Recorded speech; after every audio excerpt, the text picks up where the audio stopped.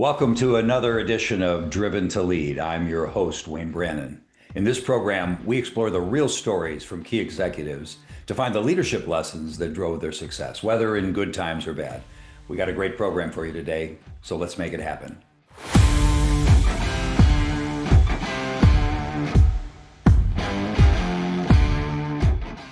We have a very interesting program today. We have with us Erik Lightner, the CEO of Platinum Crush out of Alta, Iowa. Erik is also a board member and director of the National Oilseed Processors Association, and he has a long and storied career in the international operations of a number of companies. And interesting that he's been in construction, he's been in engineering, been in manufacturing, and now he's not only working with consumer and industrial products over those years, but now he's in a rather unique business. Erik, welcome to the program. Thanks, Wayne. Privilege to be on. Yeah, it's great to have you. If you and I had a little bit of a pre discussion a couple of weeks back, but when I first saw Platinum Crush, I thought, okay, is this a specialty metals company? Is this a company that does, special alloys for electronics companies, or Platinum Crush? What else could it be? It could be like a music company that puts together fan groups for platinum rated artists or something. I mean, I had all kinds of ideas, and I wasn't expecting what you told me. Tell our audience what Platinum Crush is all about. So Platinum Crush is a brand new greenfield startup company in the soybean processing industry. So we're based here in Northwest Iowa. We crush about 40 million bushels a year of soybeans. So to put that in perspective, that's roughly 625,000 acres and almost 1,000 square miles of soybean production that will come through just our plant to be crushed on an annual basis. So the plant was built and constructed and started up in May of 2024 at about a $400 million price tag. So, Wow. Not inexpensive to get into this business. This business has been dominated for many years, specifically domestically, by four large multinational corporations. And this is really a unique opportunity for private investment to enter into this business. So we take raw soybeans, right as we are now in the beginning of the harvest season, and we bring them into the plant and we process them into primarily three products: a protein that is animal nutrition and feed, a fat or the vegetable oil that can go to food or fuel, and then the fiber products that are primarily animal nutrition as well. So we operate 24/7, 355 plus days a year. We're not a large team. We're about 60 total people that support our business with bigger impacts here on the local community. Right. So quite an interesting business to be in. Yeah, very interesting. And a big business, and one that requires a tremendous amount of investment for what you do. It's interesting that there's that much processing of soybeans. I mean, we all eat edamame beans once in a while, right? We touch maybe soy products in our protein powders and other things. What percentage of all the soybeans goes to the kinds of products that you mentioned, the proteins and the fat oils and the fibers, versus what we would interact with more in from human consumption?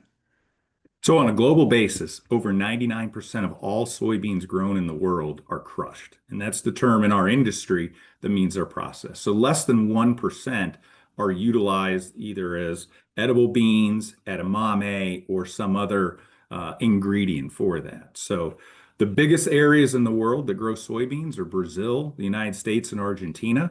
And little old Platinum Crush here in the Midwest, we compete on a global supply chain specifically for the destinations of our products.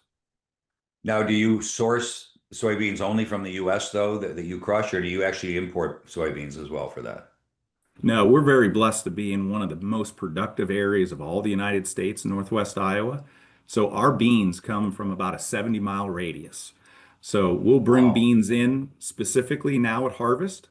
We will bring in probably 5.5 to 7 million bushel, 15% of our annual crush in a 6-week period. but we will work with farmers, producers, cooperatives. We will always have an internal domestic supply chain of soybeans year round. Year round. Okay. Now, is that because you can store them somehow in the off season? Because here in North America, I mean, we don't have a year-long growing season in many parts of the country. Maybe in the Southwest and the Southeast. But do they need to be dried? Do they need to be prepared somehow? Is it so you're doing that kind of processing, pre-crushing, I guess, as well? Yeah, so we've invested a lot of money in our infrastructure. So we can store over 5 million bushels of soybeans here at the facility. What we will Wow. do is we will fill up during a harvest period, and then we will deplete that inventory over those coming weeks and months. But again, we work very closely with our farmer producer partners, our cooperative partners who now have a network of storage systems. And that will be what feeds the plant through the winter months, the spring when things are planting, the summer during growing to get us to harvest of next year. Right now, if I'm not mistaken, I think that there's soy products that kind of compete or contribute to the biofuels arena as well. I know that biofuels are a pretty big product. Do you actually work with those sectors as well? Do you provide fuels for ethanol for vehicles, for example? We're part of their supply chain. So one of the biggest drivers to the industry expansion that we have now seen over the last 4 or 5 years is for renewable diesel.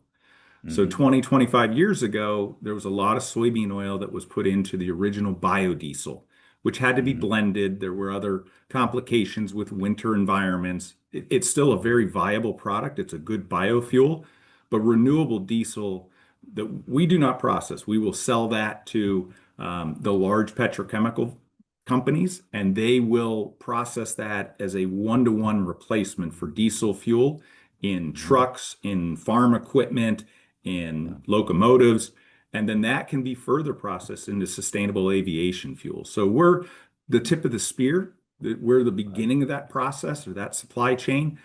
And then that goes, and it's on a global phenomenon. And outside the United States, it's called hydrotreated vegetable oils. So there are a lot of fats, oils, greases that are going in as sustainable biofuels. Yeah, very, very interesting. Who knew? I made a joke about the name of Platinum Crush and that, we wouldn't have an idea what you did, but I think most of us wouldn't have any clue about the robust nature of the industry, the size of it, and the diversity of uses. So that's amazing. But even so, now you had an international career working with many, many large corporate entities, as I said earlier, in construction and engineering and manufacturing. I don't expect that you had a desire necessarily to jump into the soybean crushing business. How did that happen? How did you get connected to Iowa after spending time in places like Singapore and others? It's been a long journey over the last 3 decades, but I'm a chemical engineering graduate out of Penn State. So I hired on directly out of school with Archer Daniels Midland. So I spent Hmm. 21 years with ADM and over multiple domestic locations, multiple roles and assignments, again, from a technical perspective, but thrust right into plant management, operations management, and business management. So Yeah. had the fortunate opportunity to live in London for a period of time and support the UK and European operations. As you said, I spent time in Singapore supporting those and throughout Southeast Asia. So ag has been in my blood, I guess. That's where I started. That's Hmm. where I may end. I'm glad to be back in it.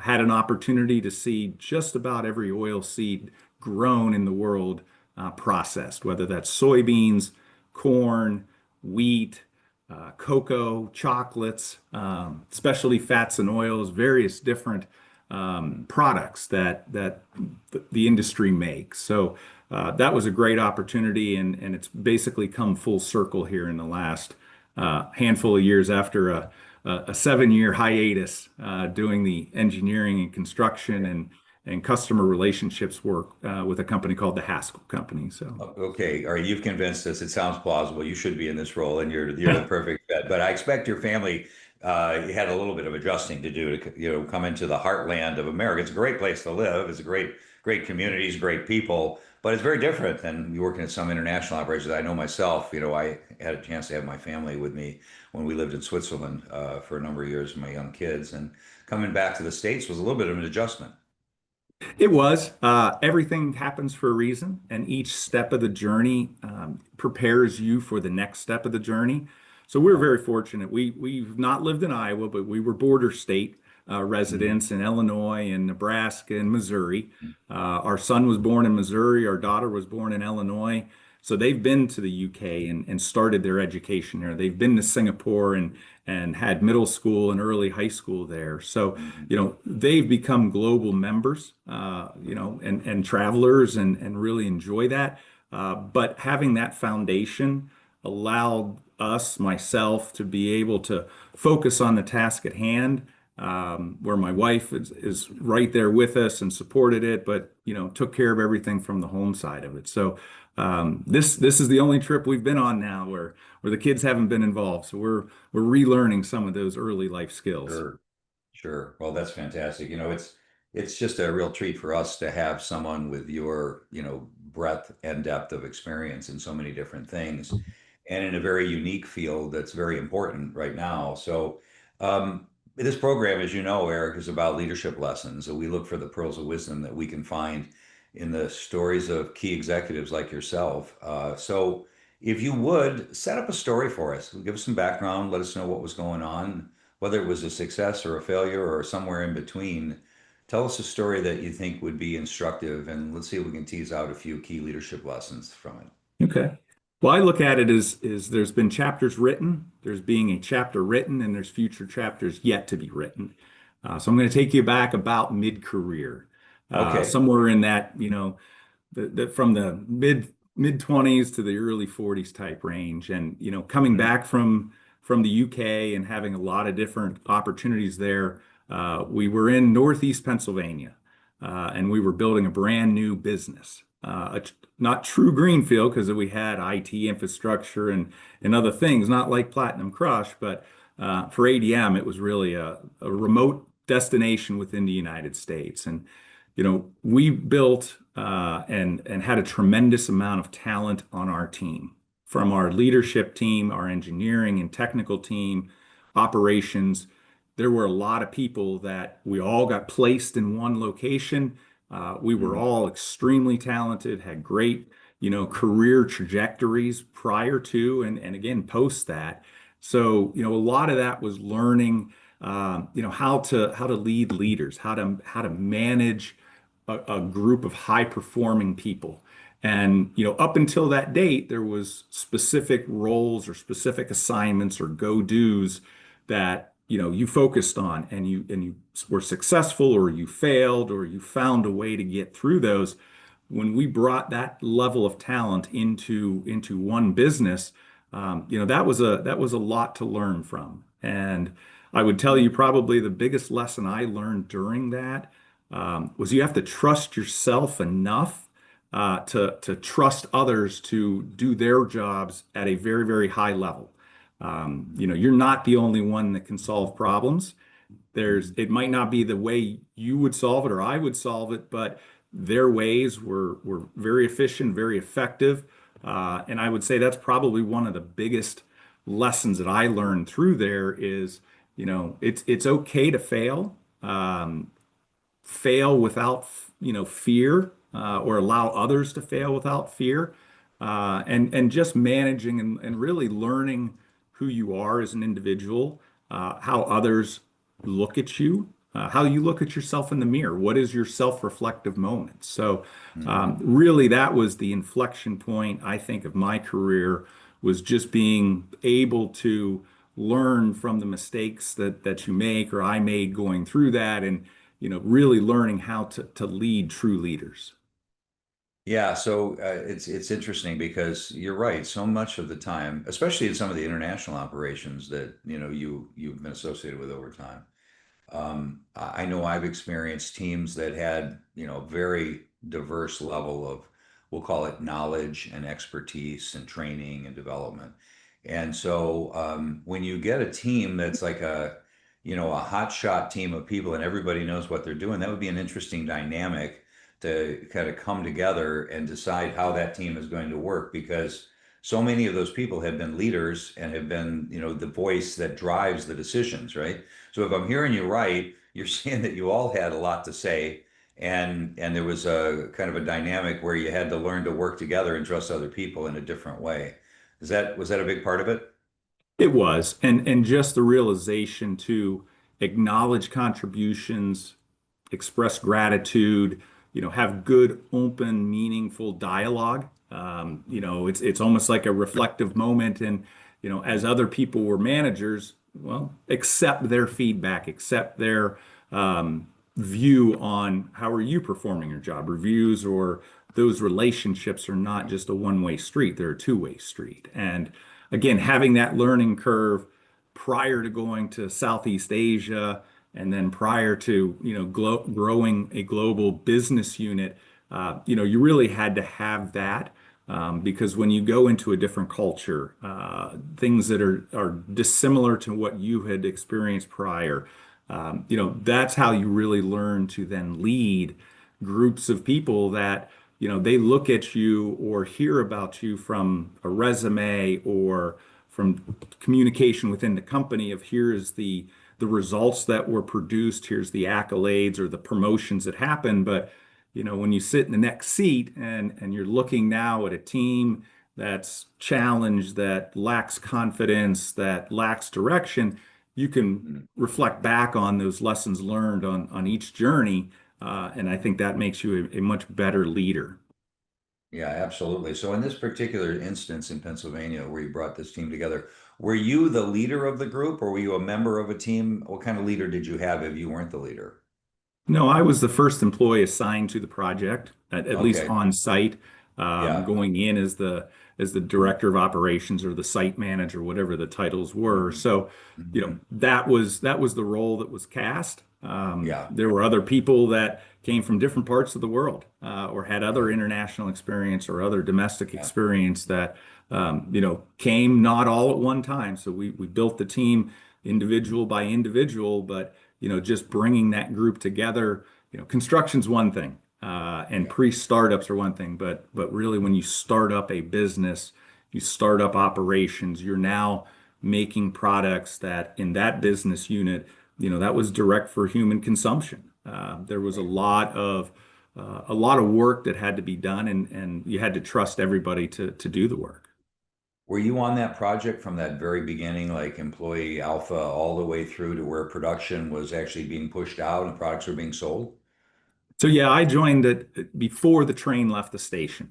We had some Okay. operations engineering people that were starting Mm. to do some of the early engineering, the basic Mm. engineering.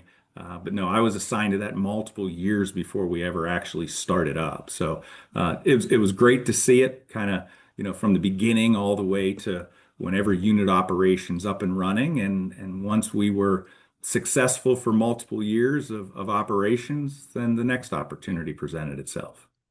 Good, good. Well, one of the things you mentioned in your description was that, it's okay to fail. Sometimes you need to fail fast. So we've explored that topic in a few podcasts on this program already. I was just curious. I mean, in the Archers, Daniels, Midland kind of culture, was that something that was widely accepted, or was that something that you had in place at this particular location? Because I know some of the larger corporate entities, that I've been associated with in the past have kind of evolved over time, where, failure wasn't necessarily a good thing, right? And, you couldn't recover from some of, we used to say, one oh crap cancels 20 attaboys. And so in that culture, you're a little bit afraid to make a mistake and it's hard to go forward bold. I was just wondering where that culture came from. Was it more localized, or was that the company's kind of general mindset toward let people have their way, let them fail fast, do self-correction? Curious about that. I would say it wasn't systemic, but it wasn't specifically local. I think it really, for me, it was the people that I worked for, the mentors that I had, for the times that I grew up in the company and those lessons I learned through the communication aspects of it. There was challenges, right? Something happened, Mhm. didn't go the way you planned. Okay, pivot, move on, but Right. communicate. The overriding message was always let's not make the same mistake twice, learn from it, Mhm. move forward. And I think being in operations, being in manufacturing, we put a score on the board every day. And in Right. some of these businesses, it's every 12 hours, it's every 8 hours, whatever that metric is. And you have to have a short memory, get through what yesterday's challenges were, focus on what today is, Yeah. and be 1% better or get better, tomorrow. Yeah. So, again, just blessed to have worked for, the people that I did and the relationships that you develop along that way. And just took a little while to, be able to reciprocate that and allow that to happen in the organizations that you manage. And so I expect that this was a key point in your leadership journey, and that's why you wanted to raise it today. So, what would you say are the things from that time that you use now in leading Platinum Crush and the things that you do? Are there aspects of that have become a part of your culture, or that empower your team with? Well, I think the biggest I guess the best thing that's probably happened to it is, some of the people that I worked with there, we work with Mhm. here. So it's come full circle, right? So we've Nice. had that opportunity to have that gap between, the ADM and the platinum in the ag sector, to go through the Haskell company and really see how different companies lead, different managers lead in a growth-oriented organization, a customer-facing organization, a service industry, really helped round that out.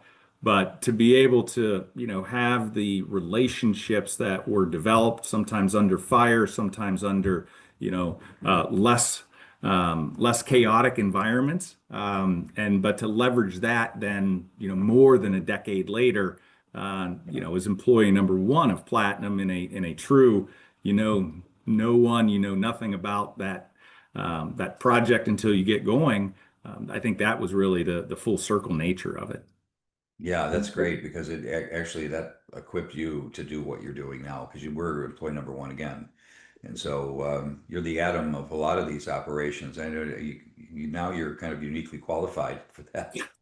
That's great. So let's turn the page maybe as we start to wrap up our conversation today, Erik. So of all the things that you've learned and all the things you've done, there's probably a few things that you wish you knew earlier. If we kind of rewound, let's say 20, 30 years, what would you tell your younger self that would be important to even drive more success, happiness, fulfillment in who you are and what you're doing? I would say to be intentional and to be focused on building relationships. I heard not that long ago, your network is your net worth. And I Right. think when you look back at your younger self, although playing team sports, through college, being captain of teams, not because of you're the best player, but you were seen by your peers as a leader. But to focus not just on the self, to really be present and see that around you, to grow those relationships into meaningful, not just I'm connected with you on LinkedIn or, I see you at a reunion, but to have those meaningful relationships, I would tell myself to focus much more effort, much more on that. You can make excuses. We move every couple years. We're in our ninth zip code or country code. There's many reasons of not doing it, but make the time to do it. And I think through that process, you ultimately seek wise counsel. So, I can't solve every problem. I won't solve every problem. But if you have relationships, you trust their guidance or their counsel. I think those two things go hand in hand. And if I would have learned that earlier, I don't know if anything would have changed materially of where we were versus where we are. But I definitely would have made less mistakes along the path. Well, either way, it's great advice. And I expect you would have had maybe a little bit smoother edges on some of the rough spots if you would have been following that practice. I think you positioned it really well in the way you described it because I work on this a lot in the executive coaching work that I do with people because I had to learn this same lesson. We all do, right? How can we be a little bit more focused on everyone else and not just so focused on ourselves? We're really good at focusing on ourselves. There's, we don't have a lot of problem with that, but somehow along the way, we need to learn to really truly care about each other. And what you said was that you need to be more intentional, and you need to be more intentional about focusing on other people to build those relationships. And then you talked about the value of those relationships. So I think that's a great way to position it. And, I spend time with the people I coach, working on how we can become more self-aware. Mhm. Because becoming self-aware is the first step in becoming more intentional, right? And so, there are exercises we do, conversations we have, things we practice in our lives. And just like if you practice a golf swing incorrectly, you're not going to get to the right spot. But if you practice well and correctly, then you have a chance to improve your game. And I think all of us can improve our game by being a little more self-aware and a little more intentional in what we do, especially as leaders. So yeah, I love that. And I think it has to be be comfortable in uncomfortable situations, but be willing to be vulnerable. Be Right, confident enough in yourself, in those around you, that you're able and willing to seek honest feedback, to act upon that and not, to listen to it, not just hear it, right. to look in the mirror and accept it, but also then make a plan for how do I improve on that. And some people have an innate nature, they can do that. Other people need support. Some people just never get that message. So, it's an impactful message through any of our careers, whether it comes early or late. You just hope that it appears. Well, I 100% agree. Now, well, yeah, really, really important to remember that. And, I guess another aspect of it that I think is true is there's an element of self-confidence and, self-belief that kind of goes with that foundation. When you really are more intentional with looking to really listen to other people, as you just said, and to value their point of view, you can have dialogue that will lift both of you up. I mean, all ships are going to rise by that kind of working environment, that kind of relationship. But if we're not self-confident enough or self-aware enough, we're not going to get to that point, and we're going to be trying to just run our business the way that we think we should run it, not really listen, just pretend like you're listening because you should. Mhm. So yeah, Yep. really, really important. Let's go the other direction. Let's fast forward 30 years. We're sitting, in a pub in London, and we're having a Guinness. And what would you be telling me that you're most proud of in your career, in your life? I would say it's the development and the maintaining of long-standing relationships. So the Mm, people that have been with you, not just family, right? It's always you want to be a good husband, you want to be a good father, maybe a good grandfather. But I think that if you look back and you can maintain meaningful, long-standing relationships that were cultivated through, one-off times together or multiple opportunities working together, seeing their families grow, right? Seeing their children raised, to see what happens in their careers, and hopefully, you were an influence that I was able to invest in and influence what the outcome of some of those relationships are, to the good or to the bad. Maybe they learn behaviors from me that they don't like, and they choose and see that's not how I want to be. They learn that. That's still an influential moment. Or they say, "Hey, I could do this differently. I've observed this, the way he handled that. Maybe that happens." But I think, 20 years from now, if I can continue to build those meaningful relationships and to leverage those through whatever life holds in front of us, I think that would be a special moment.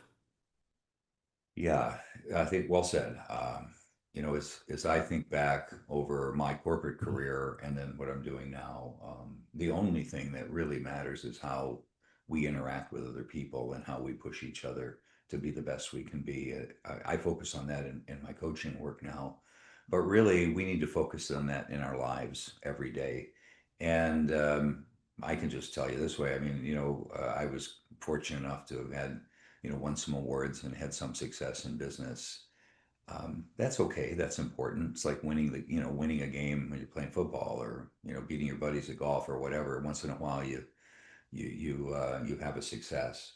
But the things, remembering those things isn't nearly as impactful for me as the phone call that I might get from a former colleague, and the recounting of a time that we had together where things were really special and we had a good team and we worked together in a way that made sense. And I can tell you, like, if I had from 10, 15, 20 years ago, I have people every once in a while I interact with again, and I'm over the moon when they reach out and tell me that there was something we did together that really made a difference in their life. And I work with a lot of executives who don't understand the truth that you just shared, Eric. They don't really get it yet because they're fighting the day-to-day battles and getting caught up in all the complexities and all the challenges and all the objectives and all the metrics that they're attempting to Hmm.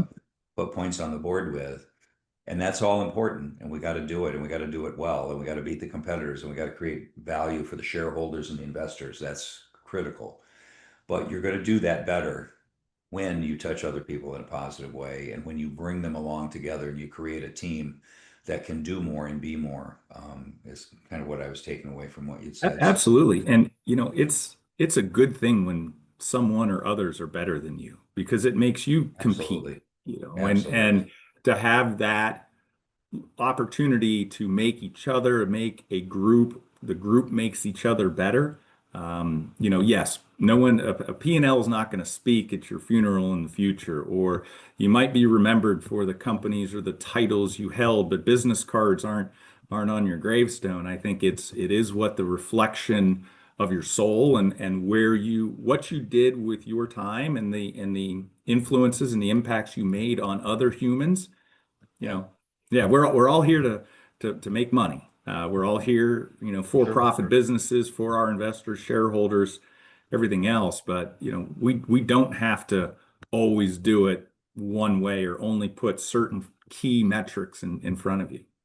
yeah. I'm with you. I mean, I like to win like the next guy. I don't like to win at other people's expense necessarily, but Hmm. sometimes there's winners and losers if you're in a competitive game, right? So it's just the way it Correct. rolls. But the reality is you don't need to do that with any lack of integrity or anything that would compromise business ethics or morality. And you don't have to do it in a way that compromises relationships with the people on your team. In fact, you're going to be more successful together by, really caring about each other. I've said this on this program before. I'll say it again. Can't say it enough. If you've got a team of people who know you care as much about the clothes their kids are going to wear to school next season as they do, they'll run through walls for you. Yeah. And you got to really mean it. You got to really care, right? This is not pretending leadership. This is about really building the relationships to the level that you're discussing and And suggesting. it takes someone to be all in before everybody will be all in. And Yeah, you absolutely. can't you can't fake all in. You No, can't you just do can't. it in a short term, Yeah, just to push a quarterly result or an annual right, result. If you're truly in, people see that, they feel it, right, and that allows them, hopefully, that freedom to put down their guard and be all in as well. right. Exactly. Well, look, this has been a great conversation today. I think it's a program that is going to be appreciated by so many who will be watching and listening to it. So thank you for that, Eric. I really appreciate it. Would you tell people if they want to get in touch with you or your business, how would be the best way to reach you? Best way to reach the business is to go through our website, platinumcrush.net. We are not .com. I believe that was a Okay. winery, to one of your All right. earlier points. Okay. Okay. You can message me or connect with me on LinkedIn. Those are probably the best ways to make a contact. Fantastic. Well, listen, wish you all the greatest of continued success with the business. You've taken it from zero to hero already. I expect there's going to be great things in the future. Please stay in touch, and I look forward to hearing about Platinum Crush crushing it. All right. Thanks, Wayne. Really appreciate it. All right, all the best. Bye bye. Well, that's it for today. Thanks for being with us. If you like our conversations, please feel free to hit the subscribe and like buttons.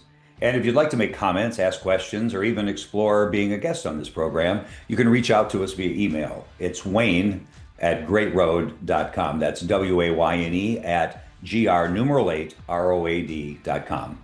And until next time, always remember, the high road leads to a better place.